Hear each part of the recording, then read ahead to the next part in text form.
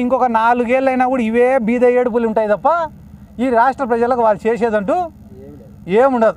ఈ రాష్ట్ర ప్రజలు కూడా ఏం చేశారు మొన్న ఎలక్షన్లలో, మేము పోయి అమ్మ వైసీపీకి ఓటేయండి అమ్మా అంటే ఏసం పోనైనా వైసీపీకే అన్నారు తప్ప ఎవరు మమ్మల్ని వ్యతిరేకించలే, మాకేం ఎదురు చెప్పలే, మమ్మల్ని తిట్టను కూడా తిట్టలే ఓడు.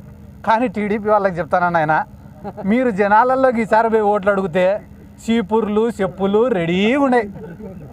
మాకు చెప్పినట్టు మీకు ఏసం పోనైనా అని చెప్పరు, ఫస్ట్ కొట్టి చెప్పిసిరి ఆ తర్వాతనే మీకు సమాధానం చెప్తారు. ఎందుకంటే చంద్రబాబు నాయుడుకి తెలిసిన టాలెంట్ ఏమరా అంటే వ్యవస్థల్ని మేనేజ్ చేయడం. అవి ఏ రకంగానైనా మేనేజ్ చేస్తారు. ఎందుకంటే మొన్ననే సంక్రాంతి పండగకి చూసినాను నేను.